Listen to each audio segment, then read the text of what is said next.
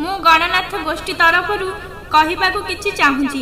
ଆପଣମାନେ ଦୟାକରି ମହାମାରୀ କୋରୋନାକୁ ପ୍ରତିହତ କରିବା ପାଇଁ ନିଜକୁ ସଚେତନ କରନ୍ତୁ ଓ ଅନ୍ୟକୁ ସଚେତନ କରାନ୍ତୁ। ए रोग पाई अଯଥା भयभीत हेबा अनुचित। बारंबार निज हाथ को साबुन और पानी रे धोई सफा रखंतु। निज पाटी नाक एवं आखि को स्पर्श करंतु नहीं। काशिबा किंबा छिंकिबा बेले मुह एवं नाक को रुमाल लुगा कानी किंबा कहूणी रे घोड़ाई दियंतु। ठंडा काश किंबा छिंक हेउथिबा लोकंक ठारू अन्य 1 मीटर दूरता रखंतु।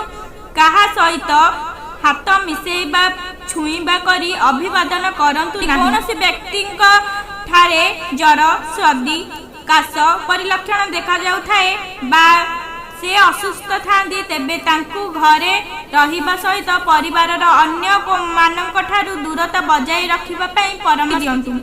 अत्यंत आवश्यक नथिले बाहर को यात्रा करंतु नहीं। संदेहयुक्त लक्षण थिबा व्यक्ति सूचना स्वास्थ्य केंद्र को दियंतु।